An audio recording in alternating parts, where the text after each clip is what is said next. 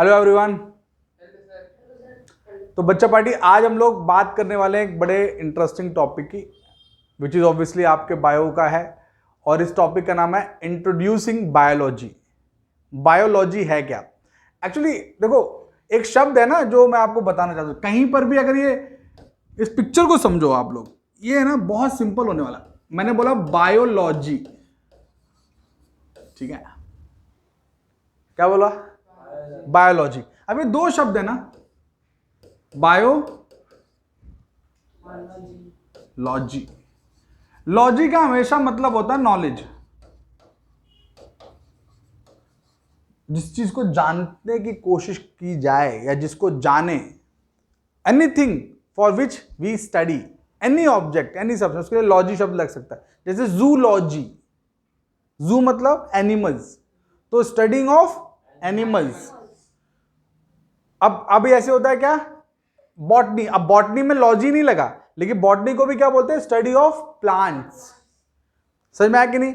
ऐसे जो लॉजी शब्द लगेगा उसका मतलब क्या है? Getting knowledge of. और बायो का मतलब होता है लिविंग।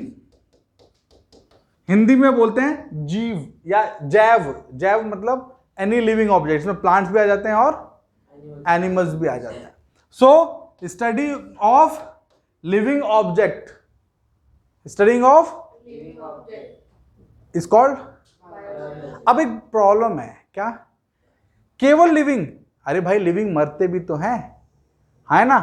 तो हम इसको बोलेंगे जो भी बायोलॉजिकल साइकिल में आए, चाहे आगे आज भी जो जिंदा है वो आगे जाके क्या हो जाएगा? मर जाएगा। तो उसकी भी पूरी स्टडी जिसमें इंक्लूड हो जाए, वो सब किस में आता है? बायोलॉजी। समझ में आया?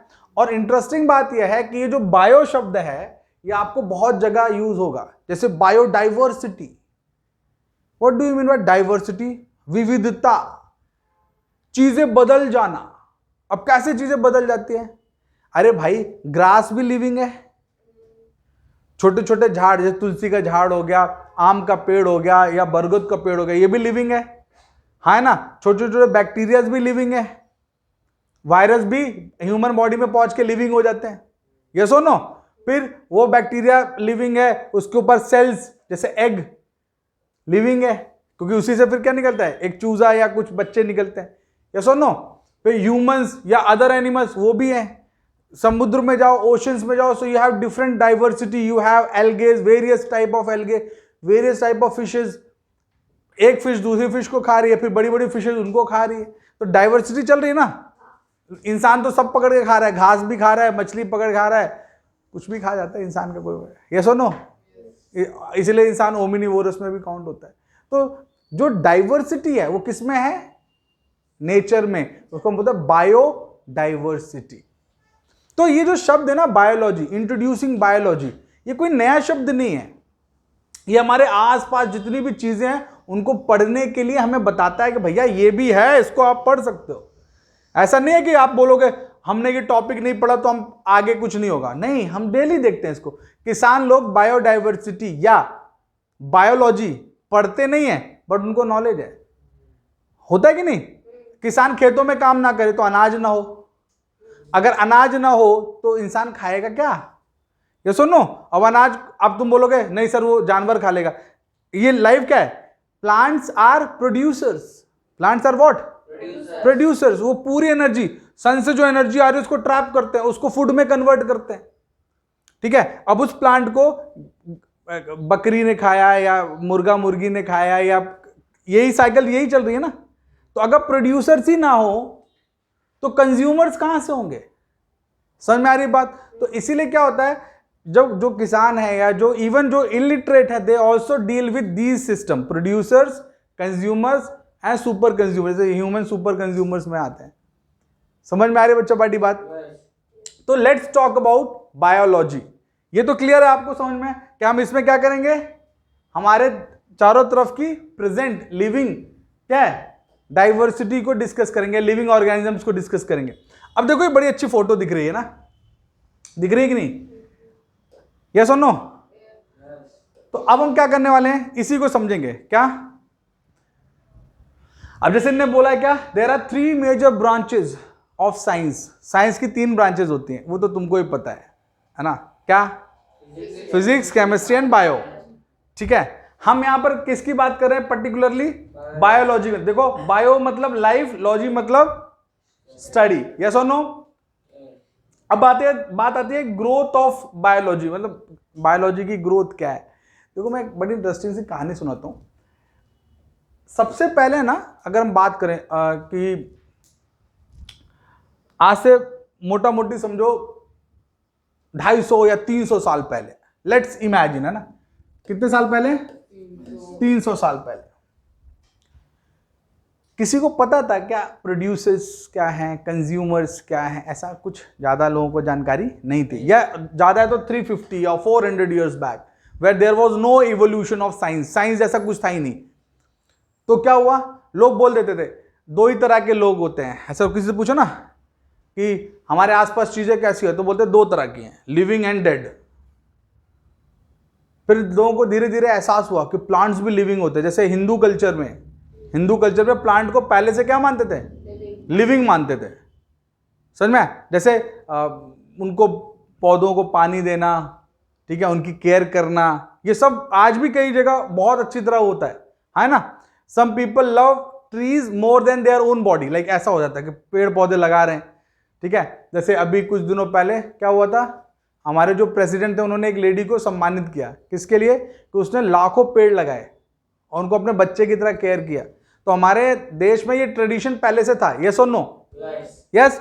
तो अब क्या हुआ कि पहले दो तरह के क्लासिफिकेशन हो गए, लिविंग एंड, फिर लिविंग के दो क्लासिफिकेशन हो गए, क्या? Animal and. अब एक गड़बड़ हो गई, ये क्लासिफिकेशन क्यों हो रहा है? क्यों क्लासिफिकेशन क्यों किया जाता है बच्चों? अगर आज मैंने तुमको बहुत सारी बुक्स दे दी, बुक्स का ढेर लगा दिया, अगर बुक्स का ढेर लगा दूंगा तो तुमको अच्छा लगेगा क्या? लेकिन अगर तुमको मैंने बोला फिजिक्स की बुक एक रो में रखो, केमिस्ट्री की बुक एक रो में रखो, बायो की एक रो में, मैथ्स की एक रो में, तो क्या रहेगा? सिस्टमैटिक रहेगा। सिस्टमैटिक रहेगा तो तुमको ढूंढने में कि यार मुझे बायो पढ़ना, चलो बायो की रैक में ढूंढे, पूरे ढेर को ढूंढने की जरूरत नहीं है। समझ में आ रहा है कि नहीं? तो classification actually helps in easing up the process of learning and understanding, इसलिए क्लासिफिकेशन कभी भी किया जाता है। Is it clear to all? अच्छा, तो क्या हुआ बच्चा पार्टी कि हमने धीरे धीरे बायोलॉजी में क्या हुआ या साइंस में इवोल्यूशन देखा। अब इवोल्यूशन में क्या हुआ, बहुत सारे साइंटिस्ट आए, ठीक है, जिन्होंने नई नई चीजें बताई। अभी देखो क्या हुआ, Greeks were probably the pioneers of organised study of. जो ग्रीक्स थे उन्होंने, पायनियर मतलब सफलता प्राप्त की, या उन्होंने सबसे पहले बायोलॉजी को क्या किया और प्रॉपरली ऑर्गेनाइज किया। जैसे मैंने बोला ना, बुक्स को प्रॉपरली अरेंज कर दो, तो किसने किया? ग्रीक्स में। इसलिए आज भी बहुत सारे शब्द किससे ऑब्टेन्ड है? ग्रीक से ही ऑब्टेन्ड है। जैसे तुमने यहां लिखा है ना, देखो यहां पे ना, देखो ग्रीक लिखा है ना, ग्रीक। तो बायोस जिसका मतलब क्या होता है? Very good. और लोगोस वो भी ग्रीक शब्द है। समझ में आ गया नहीं? और ये तुमको समझने की जरूरत है। जैसे अपन लोग बोलते ना, सीधे सीधे बोल देते ना, क्यों जीव विज्ञान, ऐसा क्यों नहीं बोल दिया? नहीं, ये हमको क्या बोलना पड़ा? बायोलॉजी। रीजन? क्योंकि ग्रीक्स ने सबसे पहले इसको अरेंज किया। देखो, मैं एक चीज बताना चाहता हूं आप सभी को। एक बार एक बच्चे ने मुझसे पूछा कि सर, आप बोल रहे थे कि इंडियन जो कल्चर है वो बहुत ट्रेडिशनल है, बहुत पुराना है, लेकिन ऐसा क्यों नहीं होता कि इंडियन कल्चर की बातें ज्यादा आपको बुक्स में मिले देखने को? समझ में आया कि नहीं? जैसे आपने बोला है ग्रीक शब्द है बायोलॉजी, बिल्कुल सही बात है। इंडियंस कभी भी किसी चीज का प्रचार प्रसार नहीं करते थे, ये फैक्ट है। आज मैं आपको कितनी भी अच्छी बात बताऊं, आपको कई चीजें बहुत अच्छी लग जाएंगी, लेकिन आप हेजिटेट करोगे प्रचार प्रसार करने में। लेकिन अदर कंट्रीज में क्या होता था, वो मुख्यतः प्रचार प्रसार का ही सहारा लेते थे। हमारे देश में एक ऋषि हैं, कणाद ऋषि। क्या नाम है? कणाद ऋषि ने सबसे पहले बोला कि दुनिया की हर चीज छोटे छोटे किससे बनी है? कण से बनी है। किसी ने नहीं माना। क्यों? क्योंकि there was no written evidence. Written evidence था ही नहीं। और 19th सेंचुरी में ब्रिटिश साइंटिस्ट डाल्टन ने सेम बात बोल दी कि everything in this world is made up of small tiny particles called atom. सबने मान ली, क्योंकि रिटन प्रूफ था। British was ruling entire world. तो इसीलिए याद रखने की बात आपको यह है कि आप आपके जब क्या करते हो, बुक्स को पढ़ते हो तो आपको बहुत सारे ऐसे नॉलेज मिलेंगे। हाँ ये बात और है कि ये चीज आप जैसे अक्षरधाम मंदिर गया कोई दिल्ली में, अक्षरधाम मंदिर, डू विजिट अक्षरधाम मंदिर, because then only you will realize how enriched our past scientists were there, like कितने enriched या हम बोले कितने टैलेंटेड साइंटिस्ट थे हमारे देश में। हर एक चीज हमारे देश में पहले से बन चुकी थी, इसके प्रूफ है। अब देखो ये प्री हिस्टोरिक देख रहे हो तुमको, घोड़ा और हाथी है ना, तो इसको वाइल्ड हॉर्स, ये वाइल्ड हॉर्स था अबव, एंड मैमोथ ये जो हॉलीवुड की फिल्म्स होती है ना 300 BC और ये सब होता है ना, तो उन सब में ये तुमको ऐसे वाइल्ड सॉरी मैमोथ दिखेंगे जो हाथी से भी बड़े होते थे, भयानक विशालकाय, अब नहीं मिलते। तो अरिस्टोटल, इनको सिंपली अरस्तु बोलते थे, हिंदी में क्या बोलते थे, अरस्तु। हम लोग जब पढ़ाई करते थे तो people use to call him अरस्तु, इंग्लिश में इज कॉल्ड अरिस्टोटल। तो अरिस्टोटल कब के 384 से 322 BC बिफोर क्राइस्ट, ठीक है ना, was the first person to study animal in sufficient detail and he called them and he is called founder of father of what, biology, ठीक है, इनको पिता बोलते हैं, फादर ऑफ बायोलॉजी बोलते हैं, किसको, अरस्तु, ठीक है ना, फादर ऑफ बायोलॉजी, समझ में आया। तो ये आपको याद रखना है कि who is called father of biology, Aristotle. फिर देखो थियोफास्ट्रस, कौन, थियोफास्ट्रस इन 370 to 280 BC, ये उनका समय है, he is called father of, इन्होंने प्लांट के बारे में बात की, बायोलॉजी की बात किसने की, अरिस्टोटल ने, थियोफास्ट्रस ने फादर ऑफ बॉटनी मतलब प्लांट्स के बारे में बात की, एंड हिपोक्रेटस फादर ऑफ 460 से लेके 377 BC। ये आपको याद रखना है, क्यों याद रखना है, फॉर मल्टीपल रीजन।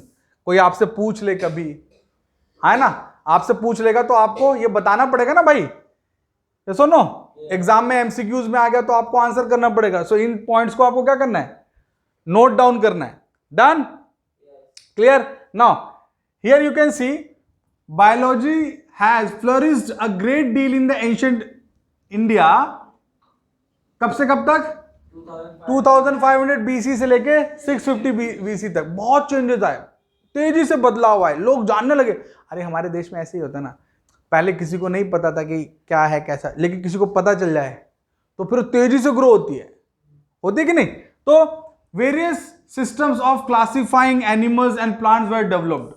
मैंने अभी थोड़ी देर पहले बताया ना तुमको, हम क्लासिफिकेशन क्यों करते हैं,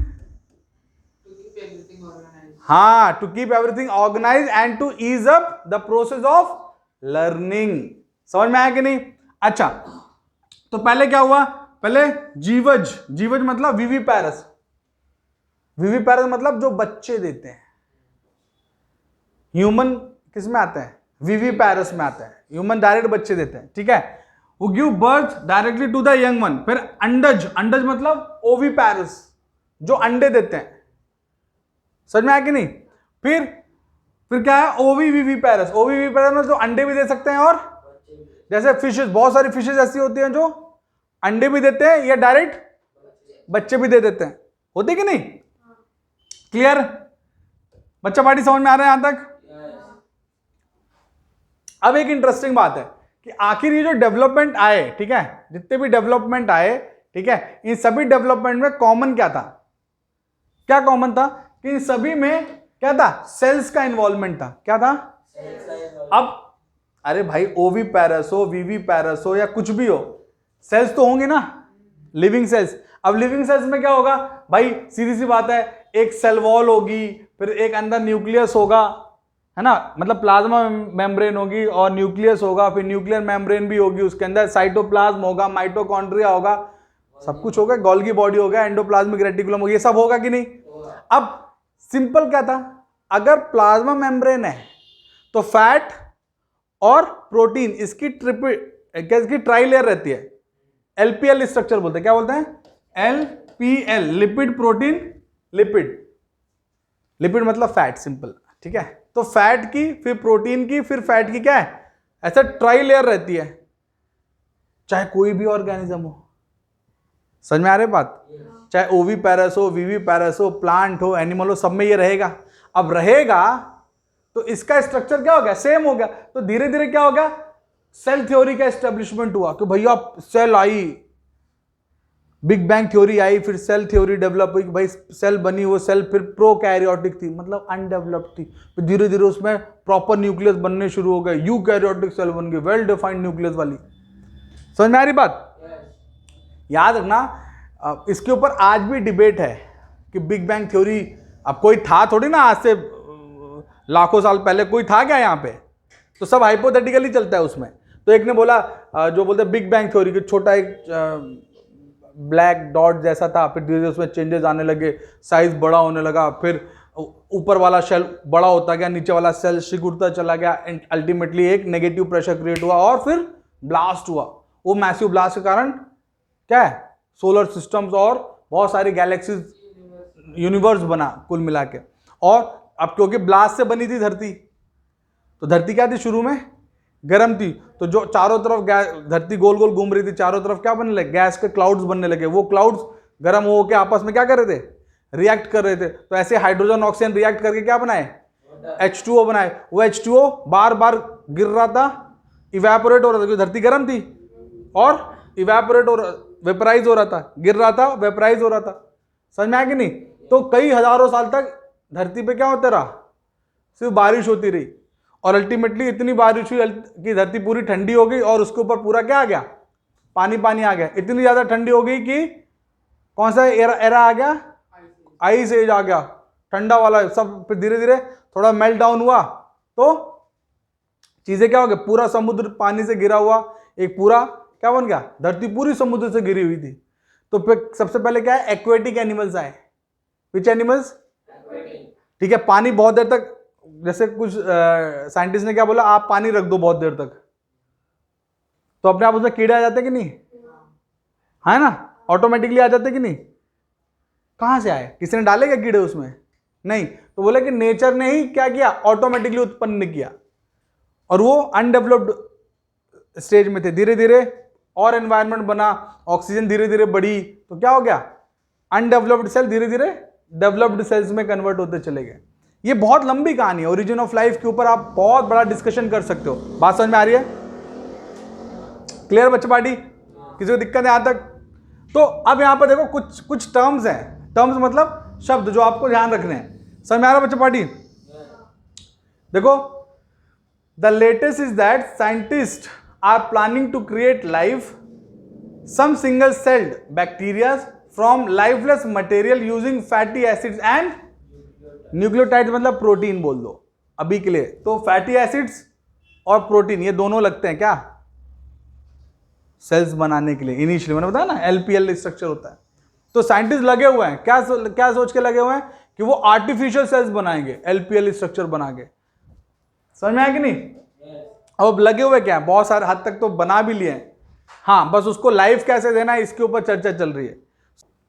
तो अब अपन ने डिस्कशन करके ये समझ में आ गया कि भैया लिविंग के ऊपर बहुत बड़ी डिबेट है, और उसके ऊपर चलती रहेगी डिबेट। लेकिन कुछ टर्म्स हैं जो हमें सीखने हैं। टर्म्स मतलब शब्द। इन शब्दों का मतलब क्या है मैं आपको बता रहा हूं, और आपको इन सभी शब्दों को क्या करना है, नोट डाउन करना है। पहला शब्द है botany, study of plants. Zoology, study of human biology, मतलब सिर्फ ह्यूमंस के बारे में पढ़ना, ठीक है। देन बच्चा party clear? Then there are other terms also. What are those other terms? Bacteriology मतलब स्टडी, लॉजी मतलब study, viro study of viruses, virus की स्टडी, माइको मतलब फंगस, ठीक है। इसीलिए कभी डॉक्टर के पास जाओगे ना तो बहुत सारी मेडिसिन भी आती है। माइकोडर्म मतलब शरीर के ऊपर, डर्म मतलब होता है चमड़ी, माइको मतलब फंगस, तो माइकोडर्म। समझ में आ रहा है कि नहीं कैसे शब्द बनते हैं, ठीक है। Entomology, insects, study of insects. फिर हिस्टियोलॉजी, समझ में आया। हर्पेटोलॉजी, रेप्टाइल्स वगैरह, स्नेक, लिजर्ड्स, इन सब के बारे में पढ़ना। ऑर्निटोलॉजी, समझ में, ornithology study of birds. Done. In terms of approach on studying anatomy, अब मैं बताता हूं एनाटॉमी। देखो दो शब्द हैं, आकारिकी एंड शरीर की, हिंदी में ऐसे बोलते हैं। मार्फोलॉजी मतलब किसी चीज को ऊपर ऊपर से देखना, एनाटॉमी मतलब चीर फाड़ करके देखना अंदर क्या चल रहा है। नहीं समझ में आया? जब किसी चीज को ऊपर ऊपर से देखते हैं तो दैट इज कॉल्ड मॉर्फोलॉजी, और किसी चीज को चीर फाड़ के देखते हैं अंदर क्या चल रहा है भाई बॉडी में, दैट इज कॉल्ड एनाटॉमी। समझ में? तो study of a gross structure bye dissection. Dissection मतलब काट पीट देना। अरे ये सो रहा है भाई, समझ में आ रही बच्चा पार्टी बात? ठीक है, देख के पता करना, ऊपर ऊपर से देखना, that is called what? Morphology. लेकिन काट पीट के देखना, डिसेक्शन करके देखना। अब तुम बोलोगे सर प्लांट्स का भी डिसेक्शन होता है? बिल्कुल होता है। फ्लावर को डिसेक्ट करते हैं, बोलते हैं भैया ये इसका कैलिक्स है, ये इसका कोरोला है, ये इसके पेटल्स हैं, ये इसका सेपल है, ये एंड्रोशियम है, ये गाइनोशियम। कैसे पता चलता है? फूल को काट काट के छील छील के देखते हैं कि नहीं? तो प्लांट्स एनाटॉमी भी होती है और एनिमल एनाटॉमी भी होती है। ठीक है, ऐसे प्लांट मॉर्फोलॉजी भी होती है और एनिमल मॉर्फोलॉजी। मॉर्फोलॉजी मतलब the study of form and structure of plants and animal. It includes essentially the understanding and interpretation of structure. बाहर से देख रहे ह्यूमंस में एक नाक, दो आंख, दो कान, एक मुंह, बाहर से दिख रहा है ना। अब वो काट के देखेंगे भाई नेजल बोन कौन सी है, क्रेनियल बोन कौन सी, दैट इज अंडर एनाटॉमी। समझ में आया कि नहीं? जैसे अगर मैं बोलूं प्लांट की मॉर्फोलॉजी, तुम क्या बोलोगे? प्लांट में क्या क्या होता है? रूट्स होता है, स्टेम होता है, लीव्स होते हैं, फ्लावर होता है, फ्रूट्स होता है। ये क्या होगा? मॉर्फोलॉजी। मैंने बोला फ्रूट के अंदर क्या क्या है, तो दोनों सब फ्रूट के अंदर कार्पल होता है, सीड होते हैं। अब बहुत तरह के फ्रूट होते हैं ना, समझ में? कुछ में सीड्स होते हैं, कुछ सीडलेस होता है, कुछ सीड ही फ्रूट्स बन जैसे दिखने लगते हैं। बात समझ में आ रही है कि नहीं? पल्प होता है, बहुत सारी चीजें होती हैं। क्लियर है? तो that is under anatomy. That is under what? बाहर से जो दिखता है वो मॉर्फोलॉजी। याद रखना ये, ठीक है।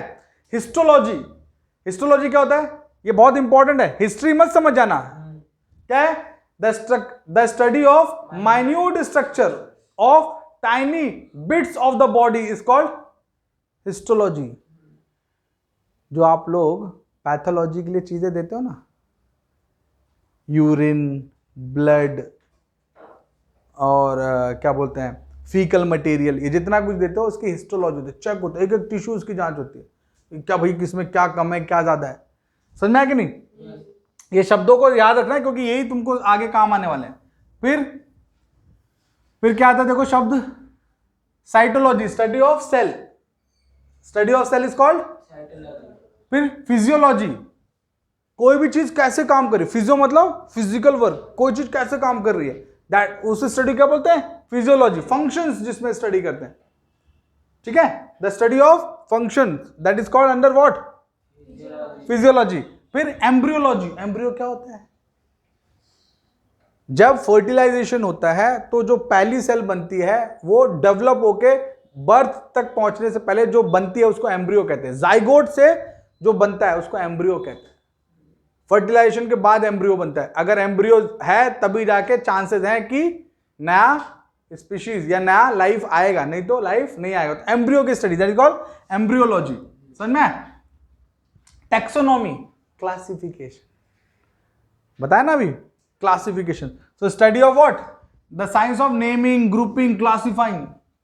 किसमें आता है? टैक्सोनॉमी में। ठीक है, कई लोग इसको सिस्टमैटिक्स भी बोलते हैं क्योंकि आपने सिस्टमैटिकली अरेंज करा, इसलिए people call them systematic. Systematic बोल दिया तो समझ में जल्दी आ जाता है, टैक्सोनॉमी बोला तो फिर याद रखना पड़ता है। बच्चे तो भूल ही जाते हैं। हाँ, श्वेत तो वैसे भी पबजी खेल के सब भूल ही चुका है। Then ecology. What is ecology? The study of relations of any organism to both living and eco. तो इकोसिस्टम में जो प्लांट एनिमल के रिलेशन है उसको पढ़ने को क्या बोलते हैं? इकोलॉजी बोलते हैं। फिर क्या है? बायोजियोग्राफी, किसी भी एरिया में, किसी भी ज्योग्राफी में जितने भी प्लांट या एनिमल्स रहते हैं उन सबकी स्टडी। अब जैसे तुमने बोल दिया कि गोवा में खजूर बहुत होता है, अब गोवा में होता है, पंजाब में होता है क्या? या गोवा में तुमने बोल दिया काजू बहुत होते हैं, तो क्या दिल्ली में भी हो रहा है? शिमला में एप्पल होते हैं, तो क्या कलकत्ता में भी एप्पल हो रहे हैं? समझ में आ रही बात? तो कुछ प्लांट एनिमल्स जो एक सर्टन एरियाज पाए जाते, जैसे तुम चले गए लद्दाख की तरफ, तो वहां पे क्या होता है आज भी याक वगैरह मिलते हैं, बड़े बड़े सांड जैसे जो होते हैं बैल, उनके याक बोलते हैं उनको। तुमको कहाँ मिलता है? यहाँ पे मुंबई में मिलता है याक। समझ में आ रही बात? ये बोला मेरे को याक बोल दो सर। हाँ, फिर क्या है? प्लेनिटियोलॉजी, ये क्या होता है? The study of pre historic form of life. अरे जिसमें फॉसिल्स की स्टडी करते हैं, खुदाई में निकला मोहनजोदाड़ो, हड़प्पा कल्चर कहां से मिला? इसी से, जिसमें फॉसिल्स वगैरह की स्टडी करके चीजों को बताते हैं। ठीक है। इवोल्यूशन, इवोल्यूशन मतलब क्या है? विकास कैसे हुआ। पहले हम प्रोकैरियोट अनडेवलप्ड थे, कैसे डेवलप? तो जहां पर ग्रेजुअल ग्रोथ के बारे में क्या हो, या लाइफ कैसे इवॉल्व हुई, उन सब के बारे में जहां डिस्कशन हो उसको किसमें बोलते हैं? इवोल्यूशन। देन जेनेटिक्स, जेनेटिक्स मतलब जेनेटिक्स दवाई थोड़ी ना कहते। जेनेटिक्स का मतलब जिसमें हम अनुवांशिकी की बात करते हैं, हेरिडिटी की बात करते हैं, कि जैसे मान लो विहान अपने पापा मम्मी से आया, तो विहान में मम्मी के भी कैरेक्टर हैं, पापा के भी कैरेक्टर हैं। समझ में? तो जीन से ही जेनेटिक्स बना है। तो जिसमें किसकी बात की जाए? प्रोग्रेसिव स्पीशीज में एक जनरेशन से दूसरे जनरेशन में कैरेक्टर कैसे जाते हैं, उनकी स्टडी किसमें आती है? जेनेटिक्स में आती है। समझ में? ये तो सिंपल है। पैरासिटोलॉजी मतलब पैरासाइट्स की स्टडी, पैथोलॉजी पैथोजेंस की स्टडी, जो हमको बीमार करते हैं। Pathogens are the organisms which cause us ill, जो हमको डिजीज करते हैं हमको। समझ में आया कि नहीं? तो क्या होता है? Pathology, study of pathogens. Immunology, हाँ, study of immunity, WBCs, lymphocytes, इनकी स्टडी करना, जो हमको बीमार होने से बचाते हैं। यूजेनिस, यूजेनिस मतलब इवॉल्व्ड जेनेटिक्स। देखो, the science which aims to improve the human race through controlled heredity. For example, अभी देखो मैं तो बताता हूं, यूजेनेसिस है ना, अभी बहुत चल रहा है यूजेनिक्स, है ना? कैसे बहुत ज्यादा चल रहा है? जैसे मान लो एक खानदान है जिसमें लड़के टकले ही पैदा होते हैं। लड़के कैसे होते हैं? टकले ही पैदा होते हैं। अब पैदा मतलब शुरू में थोड़े बाल थे, लेकिन 10-12 साल होते होते बाल झड़ना शुरू हो गए, और 20 साल का आते थे मैदान साफ। समझ में? तो मतलब उनके जीन्स में क्या है? गड़बड़ी है। तो क्या करेंगे? जेनेटिक इंजीनियरिंग करके क्या करेंगे? उस जीन को आइडेंटिफाई करेंगे, भैया इस वाले जीन में क्या है? गड़बड़ी है, यही हर सभी लड़कों को टकला कर रहा है। तो जब आगे जनरेशन बनेगी तो उसमें उस जीन को क्या कर देंगे? सबसाइड कर देंगे जेनेटिक इंजीनियरिंग के थ्रू। समझ में? या उस पार्टनर को ढूंढेंगे जिसके खानदान में ऐसे कुछ बाल जाने का चक्कर नहीं है, फिर उन दोनों के क्या कर शादी कराई जाएगी कि भैया देखो इसके खानदान में चक्कर नहीं था, इसके वाले में गड़बड़ थी, तो उसको हटा दिया गया है। तो अब जो बच्चे के पैदा होंगे उनके बाल आएंगे। ठीक है? तुम लोगों को नई बातें लग रही है ये, लेकिन बहुत सारी कंट्रीज में पूरी जेनेटिक मैपिंग करके शादी होती है। जैसे है ना कुंडली मिला रहे हैं ना, ऐसे उनमें क्या करते हैं? जेनेटिक मैपिंग करके, भैया आने वाला जो बच्चा होगा कि मतिमंद ना निकल जाए। तो पेरेंट आजकल कैसे हो गए? जो काम कर रहे हैं, मेहनत कर रहे हैं, 35-40 साल की उम्र होगी, बच्चे पैदा नहीं हो रहे, तो अब होगा भी तो रिस्क है उनको, तो क्या करते हैं? प्रॉपर जेनेटिक मैचिंग कराते हैं, कोई डिफेक्ट तो नहीं है, और फिर बच्चा पैदा होता है टेस्ट ट्यूब और बाकी सब तरीकों से। समझ में? बायोकेमिस्ट्री, बायो एंड केमिस्ट्री, जिसमें लिविंग ऑर्गेनिजम्स के अंदर केमिकल चेंजेस उनको स्टडी, जैसे डीएनए, आरएनए, न्यूक्लियोसाइड, इनके बारे में डिस्कशन करें, है डीएनए प्रिंटिंग एंड ऑल। अब देखो ये बायोलॉजी का कितना बड़ा इंपैक्ट है, ये बायोलॉजी का इंपैक्ट समझो। ठीक है? क्योंकि ये नहीं समझोगे तो मजा नहीं आएगा। अब देखो बायोलॉजी किसको, इकोलॉजी को भी सपोर्ट कर रही है, मार्फोलॉजी को भी, एनाटॉमी को भी, हिस्टोलॉजी को भी, साइटोलॉजी को भी, फिजियोलॉजी को, एम्ब्रियोलॉजी को, प्लेनेटियोलॉजी को, जेनेटिक्स को, सभी को क्या कर रही है? सपोर्ट करिए। मतलब बायोलॉजी में इन सब चीजों को क्या करना पड़ता है, स्टडी करना पड़ता है। समझ में आ रही है बच्चा पार्टी बात? ऐसा नहीं है कि आप सोचोगे कि सिर्फ एक ही चीज से काम चल जाएगा, इसमें और भी डाइवर्सिटी है, और भी हम डिटेल में जा सकते हैं। डन। अब बात आती है व्हाट, अप्लाइड बायोलॉजी। ये अप्लाइड बायोलॉजी आजकल की जरूरत है, इसकी क्या है आजकल की डिमांड। ठीक है, हम जो अभी देख रहे हैं उनकी डिमांड, जैसे एग्रीकल्चर। बच्चा खेती बाड़ी तो बचपन से कर रहा है, लेकिन अगर उसको पता है कि खेती बाड़ी में क्या चीजें जरूरत है, क्या केमिकल नीडेड है, तो प्रॉपर तरह से खेती करेगा तो ज्यादा कमाई होगी, है ना। कुछ कीड़े लग गए मान लो फसल में, तो फसल नुकसान हो गया, तो उन्होंने क्या किया, प्रॉपर तरह से उसको समझा कि भाई इसमें ये मेडिसिन देनी पड़ेगी, ये केमिकल देना पड़ेगा, ये न्यूट्रिशन की कमी थी, उसको बैलेंस कर दिया तो क्या हो जाएगा, एग्रीकल्चर अच्छा हो जाएगा। फिर वेटनरी, एनिमल्स को पढ़ना, इसके लिए तो प्रॉपर ग्रेजुएशन कोर्सेज होते हैं, उसको वेटनरी डॉक्टर बोलते हैं। तो डॉक्टर को क्या आ जाएगा, सेंस आ जाएगा भैया एनिमल में क्या क्या बीमारियां हैं, क्या उसकी सर्जरी करनी है। जैसे जो एनिमल घूम रहे हैं, या एनिमल ने कुछ खा लिया उसको पेट में, वो जाके अटक गया, तो फिर सर्जरी करके उसको निकालना। समझ में? एनिमल जाके खुद तोड़ने वाला, डॉक्टर साहब भजिए खाए थे सुबह, होता है क्या, गाय सुबह भाजिया खाए, संतोष वड़ा पाव लेकर 2 वड़ा पाव, ऐसा होता है क्या। फिर मरीन बायोलॉजी, जो सी लाइफ को पढ़ते हैं, ये बहुत आजकल चल रहा है मरीन बायोलॉजी। ठीक है, तो सी लाइफ को बहुत लोग जानना चाहते हैं। हमारे देश में तो अभी इसके ज्यादा कोर्सेज नहीं है, बट फॉरेन कंट्रीज में people are loving it. Household biology, ये हमारे देश में अब अच्छा ट्रेंड कर रहा है कि घर में क्या क्या चीजें चल रही हैं, क्या क्या चीजों की करने की जरूरत है। समझ में? ये सब अब लोगों का इंटरेस्ट क्रिएट कर रहा है। Horticulture, science and art of growing fruits and vegetables. हमारे देश में सबको ऑर्गेनिक फ्रूट्स की अब डिमांड दिखती है, जिसमें फर्टिलाइजर्स नहीं हो, खाद वगैरह नहीं हो, केमिकल ना मिलो। तो लोग क्या करते हैं, हॉर्टिकल्चर पढ़ते हैं कि यार मैं क्या करूं, अपने घर में ही जो बरामदा है या जो घर में ही क्या है, जो थोड़ी बहुत खिड़की के पास जगह है, वहीं पे कुछ पौधे उगा लिया, कुछ सब्जी उगा लिया। धीरे धीरे वो लोग क्या कर रहे हैं, डेवलप कर रहे हैं, सीख रहे हैं। Sericulture, technique of producing silk by raising. समझ में? ये तो सबको पता है, ये बहुत ज्यादा, सेरिकल्चर तो बहुत ज्यादा चल रहा है आजकल। ठीक है ना, क्योंकि पैसा भी है ना इसमें भाई, जिसमें पैसा तो लोगों का इंटरेस्ट आ ही जाता है ना।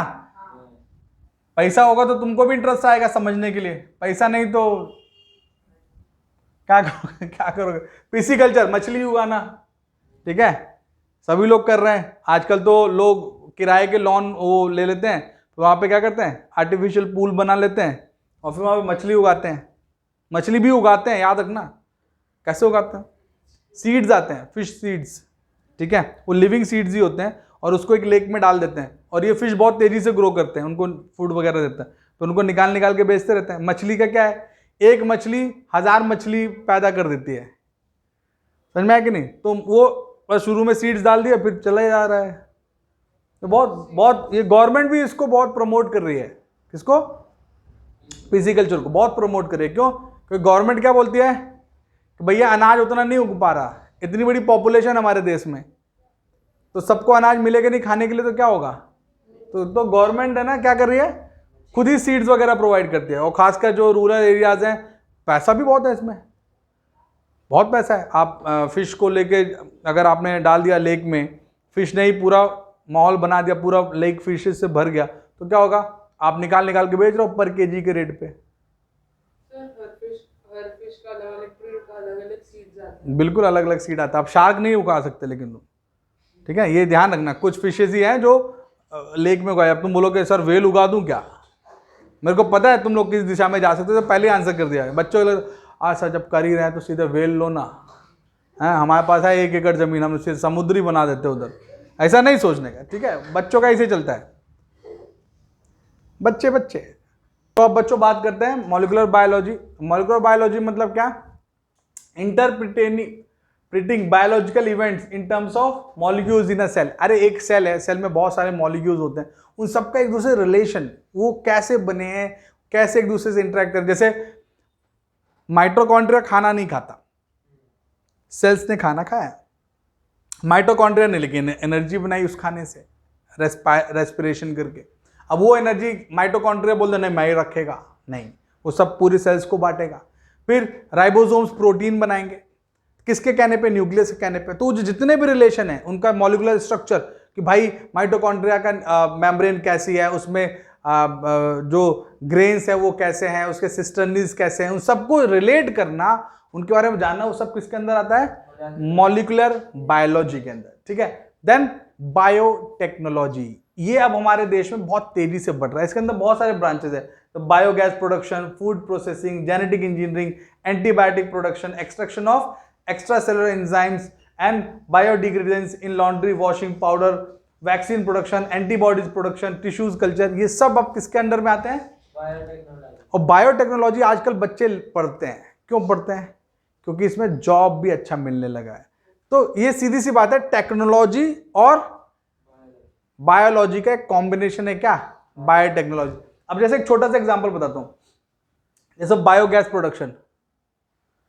अब हमारे देश में बायोगैस प्रोडक्शन की बड़ी डिमांड है। क्यों डिमांड है? क्योंकि भाई बायोगैस है तो क्या होगा? एनर्जी मिलेगी।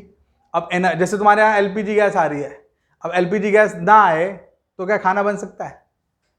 तो अब जहां जहां एलपीजी गैस नहीं जा सकती, लेकिन वहां गोबर खूब होता, तो गोबर गैस बना लिया उन लोगों ने। गाय भैंस होती थी तो गोबर वगैरह इकट्ठा किया, काऊ डग और बफेलो डग, उससे क्या बना लिया उन्होंने? गोबर गैस बना लिया। अब गोबर गैस के दो फायदे, एक तो गैस बन गई तो खाना पक गया, दूसरा जो बाद में बचेगा रेसिड्यू, वो मैन्योर, वो ऑर्गेनिक मैन्योर है, खाद है, उसको खेतों में डाल दो तो खेतों का भी भला। तो दोनों काम हो गए कि नहीं? ऐसे ही एंटीबायोटिक प्रोडक्शन। अब हमारे देश की तकरीबन 135 करोड़ जनता है। 135 करोड़ में 35 करोड़ तो हमेशा बीमार रहते हैं किसी ना किसी चीज़ से, खांसी, छींकना, बुखार, कुछ भी। तो उनको क्या चाहिए? एंटीबायोटिक चाहिए। तो वो एंटीबायोटिक प्रोडक्शन भी किस के अंतर्गत में आता है? बायोटेक्नोलॉजी के अंतर्गत में आता है। ठीक है। क्लोनिंग, क्लोनिंग का मतलब होता है जैसे मैं यहां खड़ा हूं ना, मेरा एग्जैक्ट डुप्लीकेट बना देना। अब ये बहुत अमेजिंग चीज है। हमारे देश में एनिमल क्लोनिंग हो चुकी है। सबसे पहली एनिमल क्लोनिंग हमारे देश में हुई थी कहां पर? National dairy research institute, NDRI। कहां पर है ये?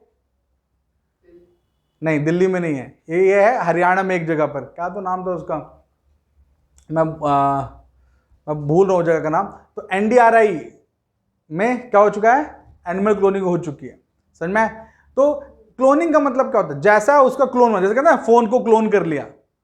फोन क्लोनिंग तो तुमने बच्चों ने सुना होगा, पूरा फोन कॉपी कर लिया, समझ में? पूरा डेटा कॉपी कर लिया। तो वो क्लोनिंग एनिमल में भी होती है। ठीक है। और ये बहुत एडवांस है। It is rapidly advancing branch of several animals have been cloned with the body cell is used with no involvement of male sperm। मतलब इसमें ऐसा नहीं है कि मेल और फीमेल क्रॉस करेंगे तभी जाके बॉडी बनेगी, नहीं, जो भी सेल्स हैं उस सेल्स को ग्रो करके पूरी बॉडी बना डालना। ठीक है। बात समझ में आ रही है बच्चा पार्टी? फिर बायो इंजीनियरिंग, सिंपल है। इंजीनियरिंग मतलब चेंजेस करना, टेक्नोलॉजी, ये भी उसी का ही पार्ट आएगा। Which includes technique like making artificial limbs, joints and other parts of body from matters and plastic, जैसे modifying crops easier to grow and improving their food quality. जैसे मैं बताता हूँ, आप एक चीज नोटिस करो कि मैंगो, आम, जो देसी आम होता है ना, वो अल्टरनेट ईयर्स आता है। एक साल आ गया, फिर एक साल नहीं आएगा, फिर उसके अगले साल आएगा, ऐसे करके आम यूजुअली आते हैं। होता है कि नहीं? मैंगो ऐसे आते हैं। लेकिन मुंबई में आपको हर साल आम मिलते हैं। क्यों? क्योंकि लोगों ने क्या किया है? बायोटेक्नोलॉजी का इस्तेमाल किया, बायो इंजीनियरिंग का इस्तेमाल किया। उन्होंने क्या किया? ऐसे प्लांट्स के साथ एक हाइब्रिड सीड बना लिया, हाइब्रिड में जो हर साल ग्रो करे, हर साल आम आए। आजकल हाइब्रिड फार्मिंग का बड़ा स्कोप है, नहीं समझे? अब एक साल आम आ रहा है, अगले साल नहीं आ रहा, तो कैसे काम चलेगा? तुम लोग एक चीज अपने पेरेंट्स से पूछना कि आज से ठीक 30-40 साल पहले, कितने साल पहले? 30-40 साल पहले पॉपुलेशन बहुत कम थी, फिर भी अनाज सबको खाने को नहीं मिलता था, भूखमरी होती थी। पॉपुलेशन बहुत कम थी, अनाज नहीं होता था, बहुत कम अनाज होता था हमारे देश में। हमारा देश इतना ज़्यादा एक्सपोर्ट नहीं करता था, इंपोर्ट ज़्यादातर करता था। क्यों? क्योंकि हम लोग टेक्नोलॉजी का फार्मिंग में इस्तेमाल नहीं करते थे। अब हल चला के तुम खेतों में बीज बोते थे, अब बैल से हल बो रहे हो तो एक ही खेत एक दिन में हो पाया, बहुत हुआ तो। आजकल ट्रैक्टर है या बड़ी बड़ी मशीन्स आती हैं, तुमने 100 200 एकड़ एक दिन में खेत तैयार कर दिए। समझ में? पंजाब हरियाणा जैसे बड़े बड़े जो राज्य हैं, स्टेट्स हैं, वहाँ के जो फार्मर्स है they are very rich, they are not poor. Maharashtra के किसान they are very rich, they are not poor. Few are obviously poor, कुछ तो पुअर होंगे ही, ये देश का है ही है, लेकिन otherwise they are not poor. They have various equipments. एक दिन में पूरा खेत तैयार, दूसरे दिन पूरे में खेत में क्या बीज लगा दिए और बीज तैयार, हर जगह पानी आने की सुविधा कर दी। और देखो टीवी में दिखता है ना, सरसों के खेत लहला रहे हैं, उसमें होगा तुझे देखा तो ये जाना सनम गाना बज रहा है और सरसों के खेत लहला रहे हैं। तो क्या आर्टिफिशियल है कि लोग ले खड़े हैं ऐसे करके? नहीं, वो रियल है। समझ में आ रही बात? तो टेक्नोलॉजी बहुत कुछ काम किया है। Then study of radioactivity, समझ में? न्यूक्लियर बायोलॉजी भैया, जैसे अभी यहाँ पर मुंबई में क्या है, BARC है ना, बाबा होमी का एटॉमिक रिसर्च सेंटर, ठीक है। ऐसे ही बहुत सारे क्या हो गए एटॉमिक रिसर्च सेंटर है जहां पर न्यूक्लियर एनर्जी से क्या बनाया जाता है, इलेक्ट्रिसिटी बनाई जाती है, और इलेक्ट्रिसिटी हर जगह सप्लाई की जाती है, ठीक है। और इसलिए भी जरूरी है कि nuclear power is obviously a very amazing power. जितने भी कंट्रीज जिनके पास न्यूक्लियर पावर है उनको दूसरा देश आंखें नहीं दिखा सकता। समझ में आया कि नहीं? जैसे यूक्रेन के पास बहुत सारे न्यूक्लियर वेपन थे, कब तक, 1990 के आसपास। फिर उसको सबने क्या बोला, यूक्रेन को चूरन दे दिया कि भैया यूक्रेन सुनो, क्या करोगे इतना सारा न्यूक्लियर वेपन रख के। थर्ड लार्जेस्ट न्यूक्लियर पावर था वो, सोचो। तो उसने क्या कर दिया, अपने न्यूक्लियर एनर्जी को धीरे धीरे खत्म कर दिया। हम शांति चाहते हैं, शांति चाहते हैं। अपने देश में चाणक्य की नीति चलती है। चाणक्य क्या बोल के गए कि आप शांति तभी पा सकते हो जब आपके पास पावर हो। गरीब आदमी शांति नहीं मिलती है, कमजोर आदमी को शांति नहीं मिल सकती। अगर आप में दम है तो कोई आपसे आगे बढ़ेगा नहीं, तो आप शांति में रहोगे। तो ये चाणक्य की नीति में लिखा था, अपने देश ने वही किया। अब जो अटल बिहारी वाजपेयी जी थे उन्होंने क्या किया, हम नहीं मानेगा। यूएस ने बोला अगर तुम न्यूक्लियर टेस्ट करोगे तो हम क्या करेंगे, तुम्हारे देश से सभी संबंध तोड़ देंगे, तुम लोगों को कोई व्यापार नहीं मिलेगा। उन्होंने बोला कर लो, हमें कोई दिक्कत नहीं। अपन लोग तो वैसे भी एक टाइम व्रत रखते हैं इंडिया में, एक टाइम खाएंगे और क्या होगा, ठीक है। तो आज अपन लोग क्या है, न्यूक्लियरली स्ट्रांग है। समझ में? यूक्रेन ने क्या किया, अपने न्यूक्लियर वेपन उड़ा दिए, आज रशिया ने पेल दिया एकदम। है सियावर रामचंद्र की जय। सब बैठे हुए टंडन गोपाल बन के, सबसे बोल रहे भैया प्लीज बचा लो, प्लीज बचा लो। और सब बोल रहे हैं कि हम बचाएगा लेकिन सामने नहीं आएगा, हम तुमको वेपन्स देगा, तुम अपने लोगों को लगाओ, मरो, जो करना है करो, लेकिन हमको बीच में लाने का नहीं।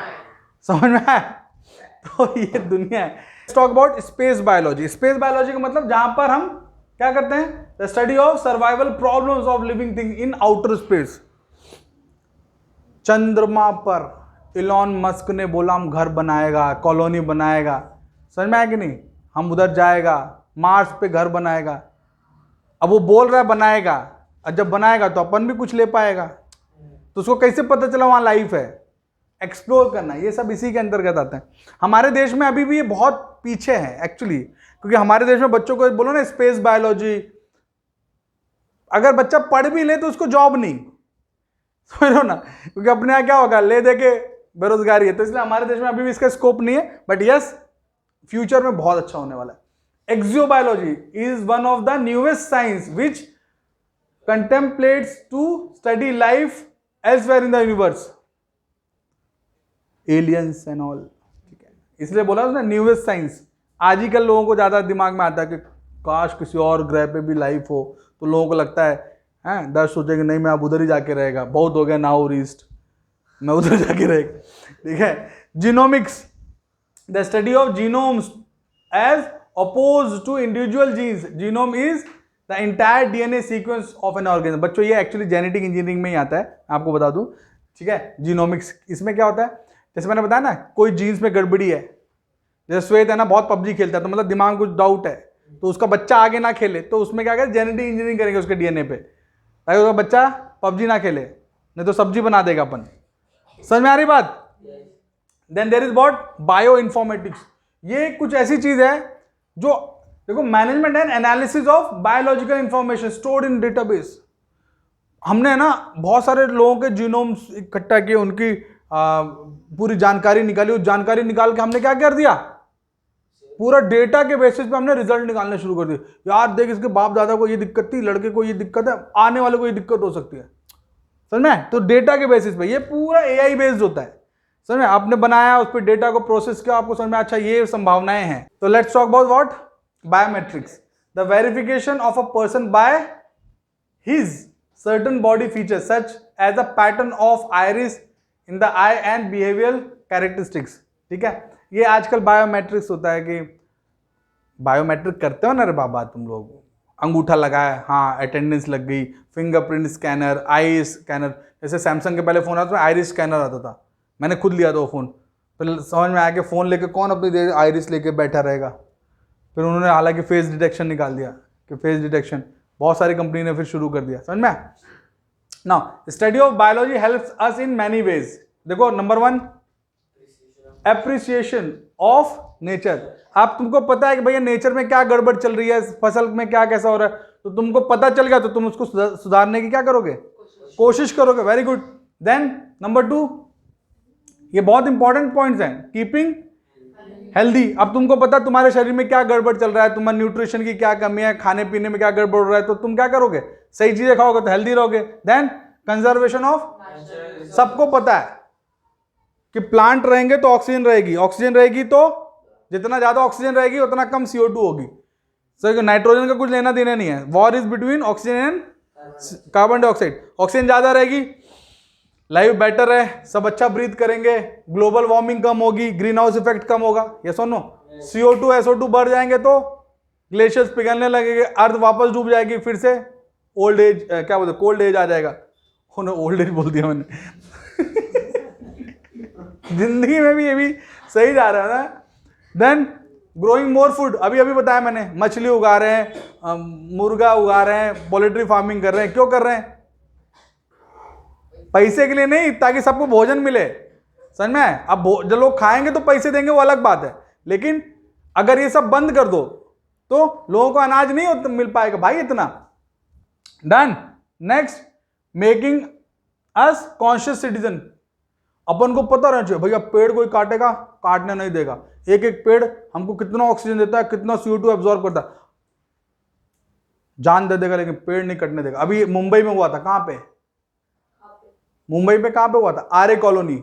आर्य कॉलोनी में लोगों ने अड़ गए BMC लोगों के अगेंस्ट कि नहीं हम पेड़ नहीं कटने देंगे, आप मेट्रो लाओ नहीं लाओ कोई दिक्कत नहीं, लेकिन पेड़ नहीं कटने चाहिए। फिर गवर्नमेंट को अल्टीमेटली उनकी बात माननी पड़ी। Aarey is the only jungle left in Mumbai, वही काट दोगे तो बस ग्लोबल वार्मिंग। समझ में? इतना पोल्यूशन है, इतनी पॉपुलेशन है, आर्य कॉलोनी में और जो ग्रीनरी है वही बस बचा रही है, बस ऐसा मान लो। Next, biology is necessary for certain careers. अब तुमने बायोटेक्नोलॉजी सीख ली, जेनेटिक इंजीनियरिंग सीख ली, बायो इन्फॉर्मेटिक्स सीख ली, अब किसी को कुछ चाहिए कराना है तो तुम्हारे पास ही आएगा ना भाई, है ना?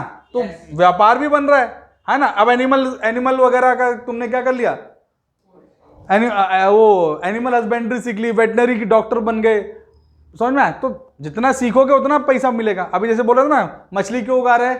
पैसे के लिए। अब पैसे के लिए उगा तो रहे हो, लेकिन बेचोगे ना किसी को, हाँ? तो जब बेचोगे तो पैसा तो मिलेगा ना। समझ में? तो ये व्यापार भी अच्छा हो। तो if you know your environment, if you know biology well, properly अगर आपको बायोलॉजी आता है तो आप पैसा भी कमाओगे, नेचर की भी मदद करोगे, अवेयरनेस भी फैलाओगे, फ्यूचर भी अच्छा रखोगे, सब कुछ हो गया। तो इसीलिए knowing biology is very important. Done. So on this note guys, we have just completed our first chapter. So chapter is over. बोलो वृंदावन बिहारी लाल की जय। मिलेंगे अगले लेक्चर में, तब तक अपना ध्यान रखो, स्वस्थ रहो। जय हिंद, वंदे मातरम।